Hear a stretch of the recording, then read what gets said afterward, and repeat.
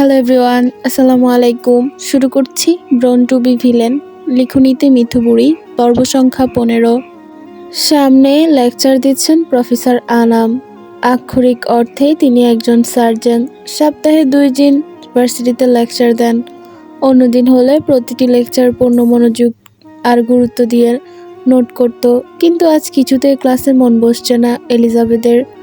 লোকটা অবচেতন মোহে আবিষ্ট করছে তাকে ফোনের দিকে। শেষমেশ হার মেনে নিল ইমামা। সে চুপিসারে ব্যাগ থেকে ফোন বের করে হোয়াটসঅ্যাপে গেল। সরাসরি লিখল, what can you do for me. ইমামা ভেবেছিল রিপ্লাই আসতে হয়তো সময় লাগবে, তবে না, এমন দ্রুত গতিতে প্রত্যুত্তর এলো যেটা অপর পাশের মানুষটার আর টেক্সটের জন্যই অপেক্ষা করছিল। I can recreate all your book scenes. হিম স্পর্শী শিহরণে শিহরে উঠল ইমামা। হঠাৎ হৃদয় কুটিরে হাওয়ায় মিঠাইয়ের মতো লেপ্টে গেল পুরুষালী শরীরের সুঘ্রাণটা আবারও নাকের ডগায় ঘেঁষে বেড়ায়। ইমামা জিভ দিয়ে ঠোঁট ভিজিয়ে লিখল, what is your intention with me. সেটা না হয় সময় বলে দিবে। অকারণেই গলা শুকিয়ে যাচ্ছে। ইমামা দম নিল, তারপর অভ্যন্তরীণ কৌতূহল ধীরে ধীরে উগরে দিতে থাকে। আমি আপনার নাম জানতে চাই। নাম জেনে কি হবে? প্র্যাকটিক্যালি তার প্রশ্ন এড়িয়ে যাওয়ার চেষ্টা করল সে। তেরসা জবাবে ইমামার নাকের ডগায় বিরক্ত ফুটে ওঠে। ও তিক্ততার সাথে লিখল, আশ্চর্য, সেভ করার জন্য তো নাম লাগবে, নাকি ব্লক করে দিব? এবারের উত্তরটা এলো খুব রসিকর সহিত। হাহা, আমাকে ব্লক করার ক্ষমতা আপনার নেই ম্যাডাম, সেটা আপনিও খুব ভালো করে জানেন। আর রইল নাম্বার সেভ করার কথা, আপাতত না হয় মার্জি মাফিক একটা দিয়ে রাখুন, পরে না হয় চেঞ্জ করা যাবে, কারণ আমি এখনো আপনাকে আদর করিনি। আদর সম্পর্কে পরিবর্তন আনে জানেন তো। চতুর্দশের সঙ্গে এবারও প্রশ্নটা ফেলে রাখলো সে। এটা সত্য, ইমামা তাকে ব্লক দিতে পারে না সে। অজস্রবার চেষ্টা করেও বারবার ব্যর্থ হয়েছে সে। অদৃশ্য কোনো শক্তি প্রতিবারই তার হাত শক্ত করে চেপে ধরেছে, অথচ সেখানে সে ম্যাট বিছের প্রতিটি নাম্বার ব্লক করতে সক্ষম হয়েছে। ইমামা বুঝতে পারছে he is heart not true ক্র্যাট। তাই সে বিকল্প পথে পা রাখল। কটাক্ষ করে লিখল, চিঠিগুলোতে আপনার নাম থাকে না কেন? নাকি আপনার পরিচয়ের মতনই চিঠিতে মিশে থাকা অনুভূতিগুলোও মিথ্যে? আর এখানে ধরা খেল সে। কঠোর প্রশ্নবাণে লজ্জিত কিংবা জ্বলে ওঠার পরিবর্তনে সুনিপুণ কৌশল পাল্টা প্রশ্ন তীর ছুঁড়ে দেওয়া হলো তার দিকে। ওগুলোকে চিঠি বলে? এক মুহূর্তের জন্য থেমে গেল ইমামা। হাতের গতি হারালো। কিয়ৎক্ষণ অবুঝ ভঙ্গিতে মেসেজটার দিকে তাকিয়ে রেখে মুখে বিস্ময় মিশ্রিত হতবাক ফুটিয়ে লিখল, মানে চিঠি আর চিটকুট মধ্যে পার্থক্য কি জানেন? হঠাৎ করেই নিজের সংকীর্ণ বোধে মনে হলো, সত্যি এই মুহূর্তে চিঠি আর চিরকুটের পার্থক্য ঠিক ধরতে পারছে না সে। তার এই অপটু জ্ঞান থেকে হয়তো সে তাচ্ছিল্য করল, তাই তো পার্থক্য সে নিজেই তুলে ধরল। চিঠিতে প্রেরকের নাম থাকে। চিঠি সাধারণত ডাকের মাধ্যমে আসে, আর চিরকুট লোকমা মারফত দেওয়া হয়। সেখানে নাম ধাম লিখে দেওয়া প্রয়োজন নেই। লজ্জায় মাথা কাটা যাবা অবস্থায় প্রায় ইমামা এভাবেই চোখ মুখ কুঁচকে ফেলতে দেখে ইব্রিয়াত ভ্রু কুঁচকে তাকালো তার দিকে। অন্যদিকে ল্যাপটপের স্ক্রিনে ইমামার আরক্ত মুখ দেখে ঠোঁটে এক কোণে এলিয়ে হাসল রিচার্ড। ক্ষণ মধ্যেই ইমামা নিজের ধাতস্থ করে আরেকটি প্রশ্ন ছুড়ল নিশানা বরাবর, আমি আপনার আসল পরিচয় জানতে চাই। একটা নাম না জানা অজ্ঞাত মানুষের সাথে আমি কথা বলতে পারবো না। সম্পর্কে জড়ানো তো দূরের ব্যাপার, আসল পরিচয় বলতে একদম কথা ঘোরানোর চেষ্টা করবেন না। আমি আপনার সম্পর্কে সবকিছু জানি, শুধু জানতে চাই যেটা আমি জানি না। রিচার্ড ঠোঁট কামড়ে হাসলো ইমামার মুখের দিকে তাকিয়ে। এবারও এত সহজে ধরা দিতে চাইল না সে। ঘুরিয়ে পেঁচিয়ে বলল, ওয়েট, একটা লিঙ্ক পাঠাচ্ছি, হতে পারে ভবিষ্যতে আপনার কাজে দেবে আইরনি করার জন্য। পরপরই একটা লিঙ্ক এলো। ইমামা কৌতূহলবশত লিঙ্কে ক্লিক করলো। সঙ্গে সঙ্গে এক ঝটকায় স্থির হয়ে গেল। চোখ দুটো বিস্ময়ে বড় বড় হয়ে গেল। মনে হলো যেন বুকটা এক মুহূর্তের জন্য থেমে গেল। ও কাঁপা কাঁপা হাতে লিখল, মামা মানে আপনি গ্যাংস্টার? স্ক্রিনে এক কোণে তখনও ক্ষীণ আওয়াজ বাজছে, I am gangster wife too and anybody killer. ওপাশে জবাবে এবারও রহস্যে ঘেরা, maybe yes maybe no, who knows. ইমামা গালিগালাজ করতে পারে না, তবুও আজ প্রবল ইচ্ছে হলো, আপনি আমার বালের গ্যাংস্টার। সামনে আসার সাহস নেই, আবার মুখে বড় বড় কথা মারায়। অপর প্রান্তের লোকটা বোধহয় কোনো জাদু জানে, নয়তো এই মুহূর্তে কিভাবে বলে ফেললো। সামনে আসলে তো খেতে ইচ্ছে করবে। কাকে? হতবিহ্বল ইমামা ছট করে লিখে ফেলার পর প্রস্তালো, অবশ্যই তোমাকে। But you are a my most have dessert ridiculous, how cute you are maybe. এবার ইমামার মনে প্রবল ইচ্ছা জেগে বসলো এক নজর তাকে দেখার। আজ সে একটা জিনিস ভালো করে টের পেল, এই রহস্যময় লোকটার সঙ্গে কথা বললে আর কোনো বিরহ তাকে ছুঁতে পারবে না। পরিবার থেকে দূরত্ব, বন্ধুদের সাথে ফাঁক, একের পর এক রহস্য ডুবে যাওয়া, এসব কিছুই তাকে স্পর্শ করতে পারবে না। যতক্ষণ লোকটা তার সাথে থাকে ততক্ষণ সে নিজের নিরাপদ মনে করে, যতই সে দূরে থাকুক না কেন। ইমামা ঘন নিঃশ্বাস ছেড়ে লিখল, আমি আপনাকে দেখতে চাই। প্রেমে পড়ার জন্য বুঝি দেখতে হয়? হয় না বুঝি? আমি তো না দেখেও 1000 বছর ভালোবেসে যেতে পারবো। এত মানুষের ভিড়ে আপনাকে খুঁজে বের করার জন্য হলেও তো দেখতে হবে। এমন তো কিছু ক্লু দিন যাতে করে 1000-এর ভিড়ে আপনাকে চিনতে পারবো মিস্টার। এবার রিপ্লাই আসতে একটু সময় লেগেছে, কিন্তু যখন এলো ইমামা অনুভব করলো তার নিঃশ্বাস হঠাৎই থেমে গেছে। একইভাবে সেও থেমে গেছে। সেই সমুদ্র নীল চোখের গভীর অজান্তে এক হাত চলে গেল তার বুকে, যেখানে হৃদয় ধুকপুক করছে। কিন্তু অবাক করার মতো সেই ধকনিও থেমে গেছে, স্থির হয়ে আছে সময়ের মাঝেই। মোহাচ্ছন্ন হয়ে নিগড় দৃষ্টি সে তাকিয়ে থাকি স্ক্রিনের দিকে। অনাদিত্য সুন্দর চোখের মালিক স্থির ও ধীর বাক্য সমুদ্র নীল চোখের নিচে লিখল, আশা করি এবার 1000-এর মধ্যে থেকেও আপনি আমাকে চিনতে পারবেন।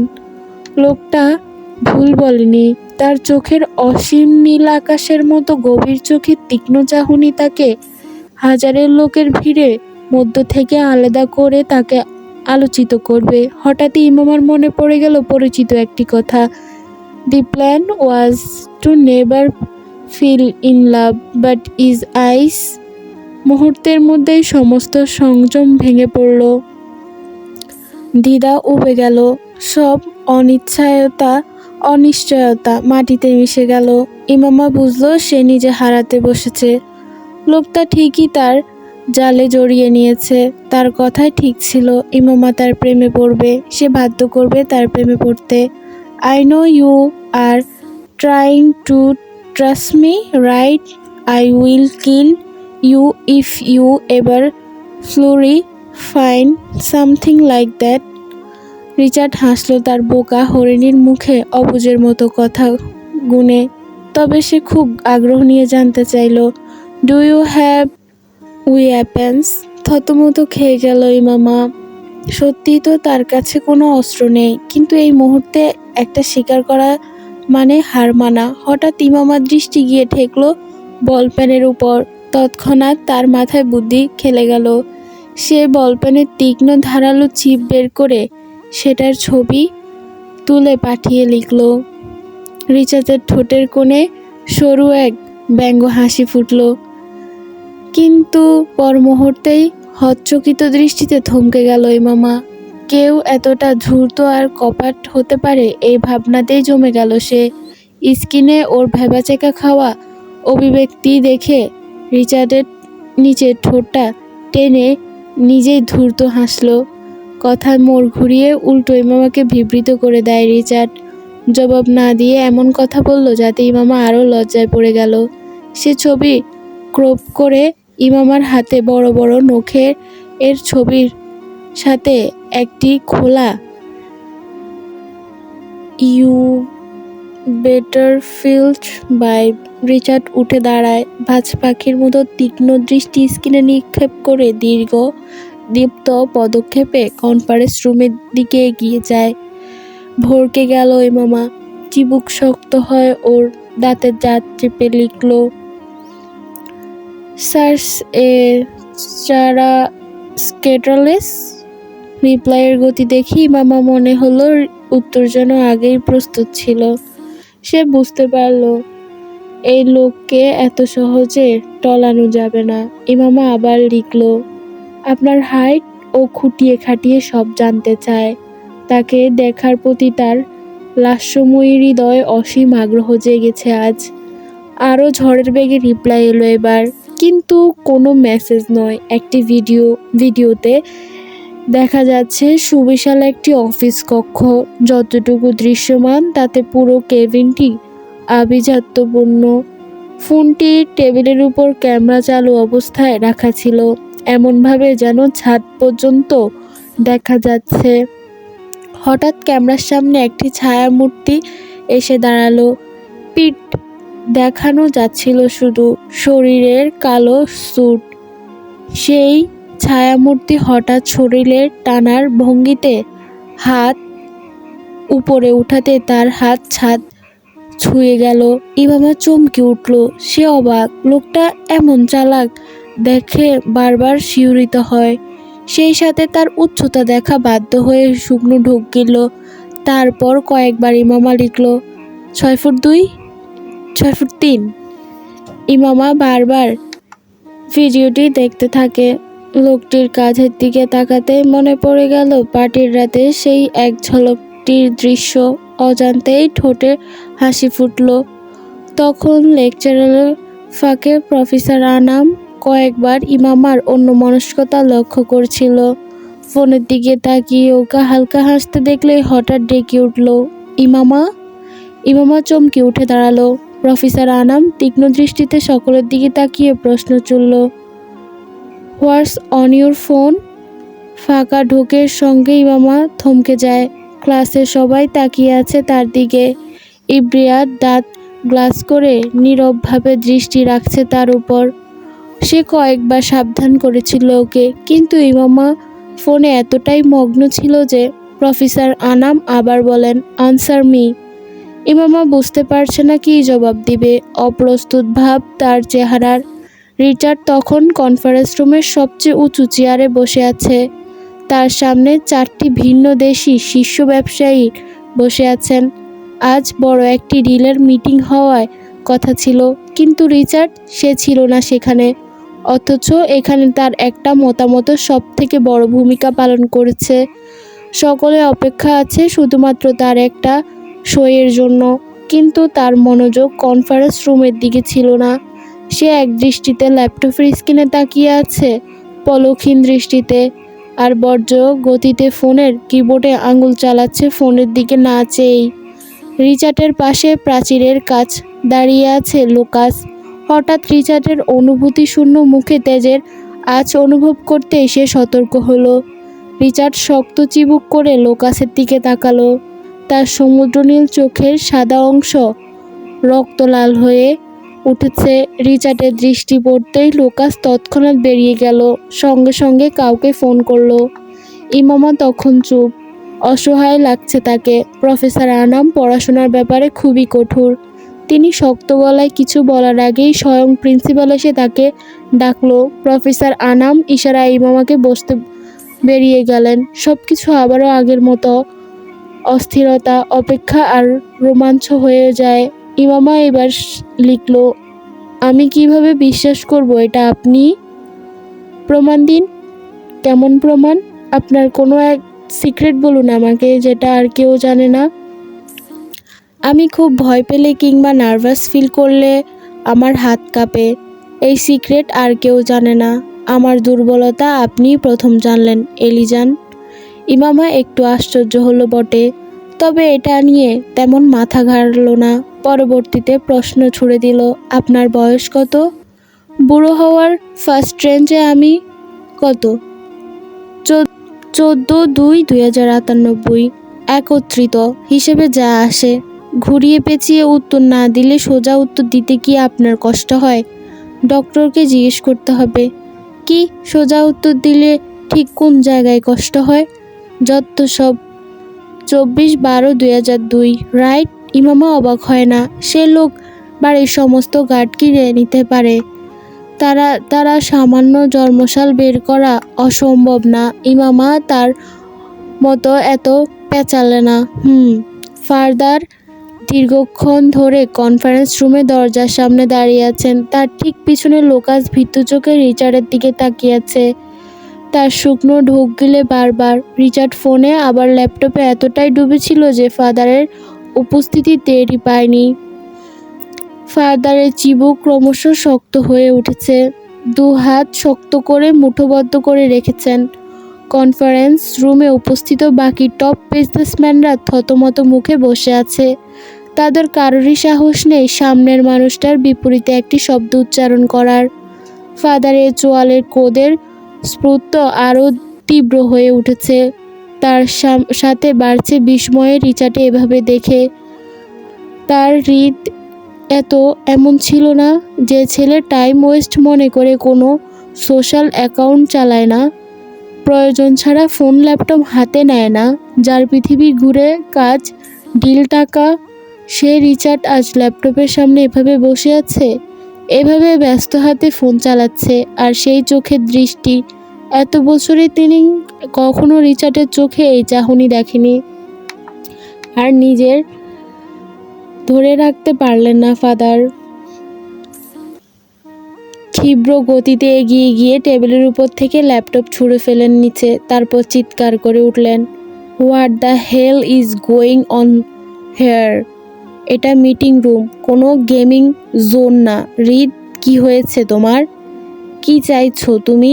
সারাক্ষণ ল্যাপটপের সামনে বসে থাকা আর হাতে ফোন নিয়ে তুমি আসলে করো কি?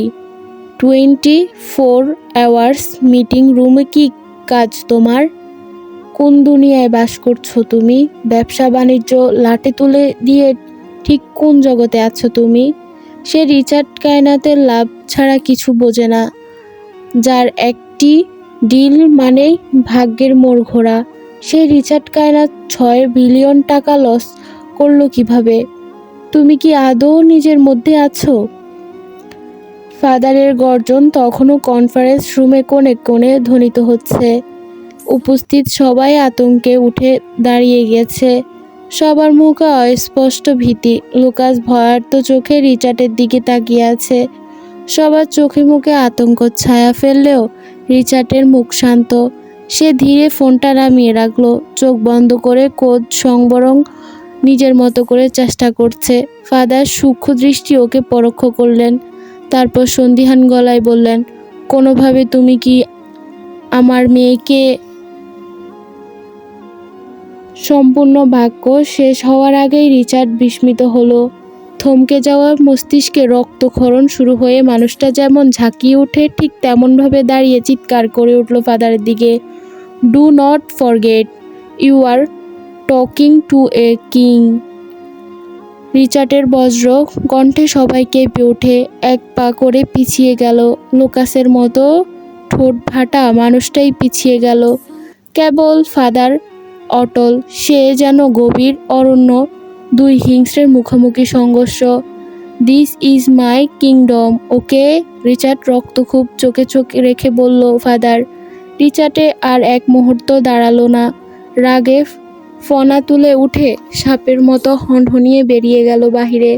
ফাদারের বিষ চোখে তাকিয়ে থাকে রিচার্ডের যাওয়ার পানে। নিজের আঁকা ছবির দিকে তাকিয়ে অবাক বিস্মিত হা হয়ে রইল ইমামা। যেন নিজের হাতের তৈরি করা এক স্বপ্নপুরুষকে করেছে তার চোখ। লোকটা কি সত্যি বাস্তবে এত অপার্থিব সুন্দর? ইদানিং সে মানুষকে নিয়ে সে দিন রাত ভাবছে। তার প্রতিটি আচরণ, প্রতিটি শব্দ, প্রতিটি দৃষ্টিভাজ সব খুঁটিনাটি জোড়া দিয়ে আজ রঙে ফুটিয়ে তুলেছে ইমামা। চোখে দিয়েছে গাঢ় নীল আভা, বা গালে দিয়েছে ক্ষতচিহ্ন, ডান গালে সৌন্দর্যের প্রতীক একটা টোল, চোয়ালে এক কোষে কঠোর তীক্ষ্ণতা। যার কথায় এত ধার, তার মুখায়ব সেই ধার তো হবে নিশ্চয়ই। তার পোশাকে দিয়েছে কালো রং। কেন যেন লোকটার সবকিছুতেই ইমামা মনে হয় কালোই তার রং, কালোই তার ছায়া। অন্য কোনো রং শরীরকে ছুঁতে পারে না, অন্য কোনো আভা তাকে ঘিরে ধরতে পারে না। রং তুলি নামিয়ে ইমামা ঘড়ির দিকে তাকালো। 12টা বেজে 15 মিনিট। ঈগলটার আসার সময় হয়ে গিয়েছে। এতদিন ঈগলটার প্রতি ইমামার মায়া জন্মে গেছে। রোজই অপেক্ষা করে কখন সেটি জানলার ধারে ভিড়বে। মায়াও এখন তার সাথে অপেক্ষা থাকে। প্রথম দিকে ঈগলটি দেখে ভয়ে ছিটকে থাকতো সে, কিন্তু ইমামা সত্যিই তার ভয় এখন গলে গেছে। ইমামা মায়াকে কোলে তুলে জানলার পাশে দাঁড়াতেই দূর আকাশে চিরে ঈগলটি নেমে এলো। আজ তার নখে ঝুলছে ব্ল্যাক রোজ আর ছোট্ট একটি চিরকুট। চিরকুটে কেবল দুটো শব্দ, সরি বিউটিফুল। ইমামা পাথরের নরম মুখে হাসি ফুটল। তখন মেসেজিং এর মাঝখানে হঠাৎ গায়েব হয়ে যাওয়ায় অপরাধ বোধটুকুর জন্য সেই এই আয়োজন, তা ইমামা বুঝে নেয় এক মুহূর্তেই। মায়াকে কোল থেকে নামিয়ে ফোন হাতে নিল। তারপর হোয়াটসঅ্যাপে গিয়ে লিখল। নিজের মধ্যেই এই আমূল পরিবর্তন দেখে ইমামা কিছুটা অবাক হলেও বটে। কখনো ভাবেনি সেও এমন চিপ পিক আপ লাইন মারবে। তবে রিপ্লাইটা খুব একটা সুবিধা ছিল না। ইমামার পেটের গুড়মুড় করে নাড়া দিয়ে উঠল। পর মুহূর্তে আরেকটি মেসেজ এলো। Are you hungry? Because I can your belly full for 9 months। Imama দ্রুত হাত থেকে ফোন রেখে দিল। বুঝতে পারল সে ভুল মানুষের সাথে পিক আপ লাইন মারতে গিয়েছে, কারণ সে ছিল ফ্লার্টিং মাস্টার। হাত ধোয়ার জন্য ওয়াশরুমে গেল সে। হাত ধুয়ে বের হয়ে ফোন হাতে নিতে নিতে দেখতে পেল নতুন আরেকটি নাম্বার থেকে একটি ভয়েস ক্লিপ এসেছে। ইমামা বুঝতে পারে এটা সেই শয়তানটা। স্পিকারটা কানের কাছে তুলে ভয়েস ওপেন করতেই হঠাৎ বাইকের এক্সজোস্টের কর্কশ কণ্ঠে পুরো শরীর থরথর করে কেঁপে উঠল। বিরক্তিতে ফোনটা কান থেকে সরিয়ে দাঁত চেপে টাইপ করল। You branch of bloody fools, if I catch you first I will destroy your bike. শীতল পুরুষালী হাস্কি সুরে আরেকটি ভয়েস এলো। ওয়ানা রাইড মাই বাইক। ইমামার রাগ আজ দ্রুত বাড়ছে। ও চিৎকার করতে এই মুহূর্তে নিজের বাহু কসরতে সামলে নিল Imama. Roots of evil, I can't ride. No baby, you don't need to, you just need to ride the bike. What rubbish, are you insane? ঘৃণার চোখে লাল হয়ে যায়। Nope, I am just crazy about you, my beautiful wife. আবার সেই একই কথা। রাগশ্রী মুখে আরো কিছু বিশ্রী ভাষায় গালি দিতে যাবে, তখনই ঘটল এক আতঙ্কজনক ঘটনা। ইমামা কিছু লেখার আগেই তার কাছে থেকে অলৌকিকভাবে মেসেজ চলে যায়। ভাবি হয় বাচ্চা, আর ভাবি মায়ের সমতুল্য। আরেকবার ভাবি পচা কথা বললে ভাই কি কান মুলে দিবে? হতবিহ্বল ইমামা চোয়াল ঝুলে যায়।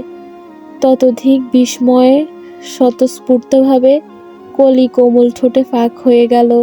তেমনি অধিক বিস্ময় নিয়ে ওপাশ থেকে রিপ্লাই এলো। মানে, কে বলছিস তুই?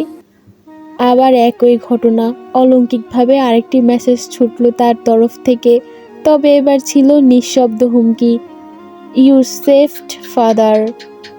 অত্যাধিক বিস্ময়ে আর ভীতি ঘন কুয়াশার মতো চারপাশ থেকে ঘিরে ধরল ওকে। এসব কি হচ্ছে? নাকি ফোন হ্যাক হয়েছে? কিন্তু এমন নিম্ন কাজ করতে পারে? কিছু মনে হতেই অগ্নিশমা রাগে চিৎকার করে উঠল ইমামা। আর কে? রিচার্ড খাইনাথ। আল্লাহ হাফেজ সবাইকে, ভালো থাকবেন, ভুল ত্রুটি মাফ করবেন, বিকজ এটা হচ্ছে একটা বিদেশি মানে রাইটারের উপন্যাসের মতো। তারপরেও এটার মধ্যে এত পরিমাণে ইংলিশ দেওয়া, ইংলিশ নট প্রবলেম, প্রবলেম যে এটাই যে একটা বাংলা উপন্যাসে এত এত বড় বড় ইংলিশ না দেওয়াই বেটার, কারণ আমরা বাঙালি, আমরা বাংলা পড়তেই পছন্দ করি। সো তাহলে ইংলিশ যদি পড়তাম তাহলে আমরা ইংলিশে রাইটিংগুলোই পড়তাম। কয়েকটা ওয়ার্ড আনা যায়, তবে এতগুলো ওয়ার্ড আনা ঠিক না, বা অনেক বড় একটা চিঠির সমান ইংলিশ দেওয়া হয়। সো এগুলো তো আমরা পড়তে পারলেও কি সবাই কি বোঝে? আমার মনে হয় যে এই গল্পটার মধ্যে এতগুলো ইংলিশ ওয়ার্ড না দেওয়াই বেটার।